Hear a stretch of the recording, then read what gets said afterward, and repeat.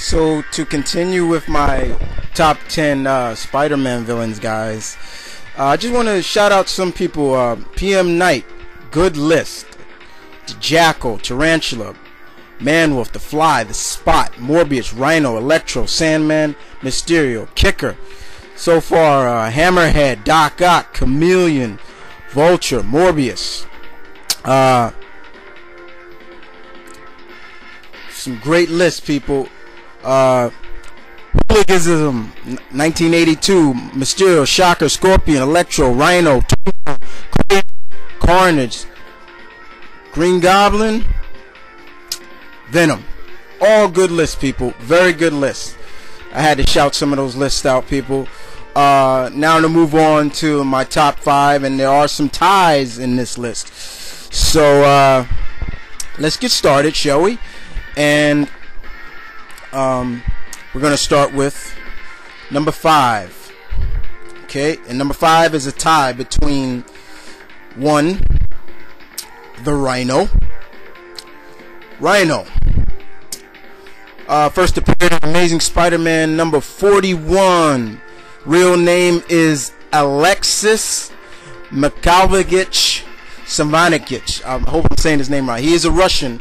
He's Russian descent. He's a Russian immigrant. I know a lot of people think, oh, don't get it confused, twisted with the cartoon. He's not from New Jersey, anything like. He is Russian.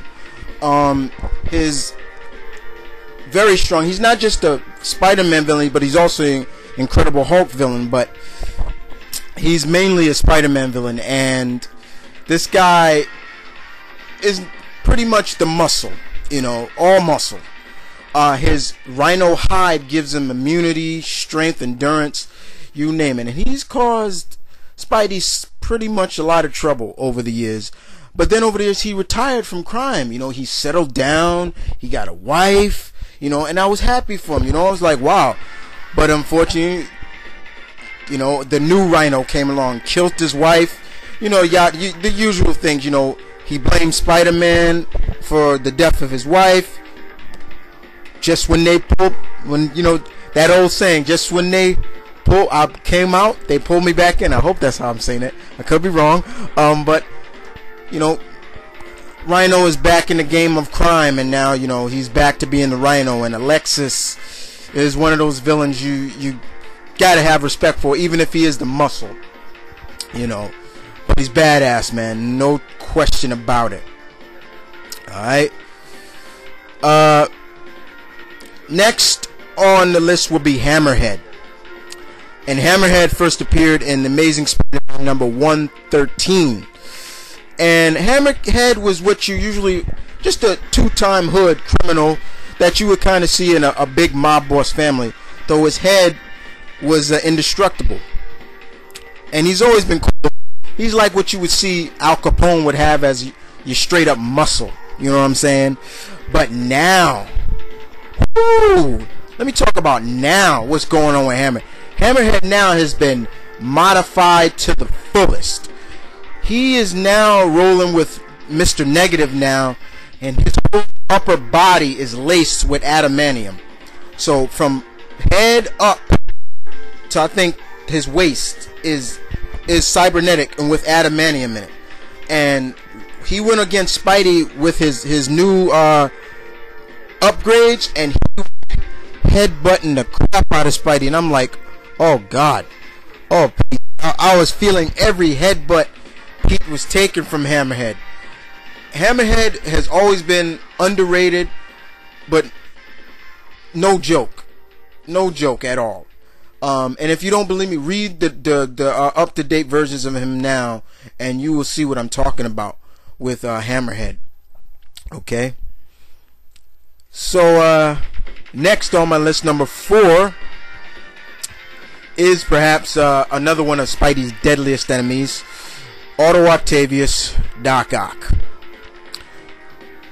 First appeared in Amazing Spider-Man number 3. And Dr. Octopus has always been deadly. Very deadly. They say he is one of 3 prior to Brand New Day, that new Spider-Man was Peter Parker. He's always been a deadly adversary for Pete. You know, Pete is always, when you think about trying to outwit this guy, he's got brains too. He's just not all bronze. So that's always a classic, you know, classic combination of a deadly enemy, brains and brawn. And he's taken it to Spidey on many of occasions. There was even one time where, in the beginning, Spidey used to get his butt whooped by a lot of his villains in the beginning. And there was even a monologue where Doc was even saying, I should have killed this kid when I had the chance. Now he's able to beat me now with ease, with no problem. He's able to outthink me sometimes and things like that. But all in all, Doc Ock has been great. And I think Alfred Molina did a great job as him in the movie. Big ups. Number 3 on my list is another deadly enemy, and that's the Green Goblin, Norman Osborn. First appeared in Amazing Spider-Man number 14. And if you don't think, there's been other goblins, Hobgoblin, Demo Goblin, even the children of Gwen Stacy and Norman, the Grey Goblins, but there's only one true goblin, and that's the Green Goblin. Norman has caused Peter so much pain over the years, it's not even funny. From the death of Gwen Stacy to ridiculing his family to another person that knew Peter's identity. He literally just followed Peter home one day to find out who Spider-Man was. That's how it really happened. And he's been causing Pete havoc from over the years. You know, I didn't appreciate having Norman be, you know, the Iron Patriot. I will always look at Norman Osborn as the Green Goblin. I can never see him as Iron Patriot. So it was cool to see when they took that helmet off, what was underneath that. You know what I'm saying? He is demented, psychopathic, deadly. One of Spidey's deadliest enemies. Alright. Number 2 is a tie as well. And that's the original Venom. We are Venom. Eddie Brock. And Venom first appeared in Amazing Spider-Man 252. Eddie Brock is another one of those. Venom is another one of those enemies, or slash Eddie Brock, that knew Pete's true identity because the symbiote was with Pete. And it was always cool to see Venom go against Spidey. He was immune to his spider sense. He was stronger than Spider-Man. Everything. And it was always like, you know what? Venom has a good chance of killing Spidey. Made Pete's life a living hell. Until finally Venom said, look, you leave me alone, I'll leave you alone. Went off to San Francisco, became the Lethal Protector, and you name it. But still, Venom will go down as one of my top 10 Spidey villains. That's Eddie Brock, the original. I can't go with Matt Gargan, I'm sorry. But Venom, no, nonetheless. Then, of course, is his son, Cletus Cassidy, Carnage. Carnage is so demented, so psychopathic. Oh, let me forget, he appeared in Amazing Spider-Man 344. He is so psychotic, so over the top. He is so in tune with the symbiote, he doesn't even say we. He says I. That's how much he's in with the costume, with the symbiote. Now, some may say, how is he Venom's son? Just the symbiote is Venom's son, not Cletus Cassidy. And yes, I know some people say Cassidy's dead. Carnage is dead. Not in my book. Yes, we saw the Sentry rip him apart, but it was later said that Iron Man said it, Cassidy was not in the symbiote. So the symbiote cannot be killed just by being ripped apart. It can live. You know what I'm saying? The weaknesses of a symbiote, what? Sonics, fire, things like that.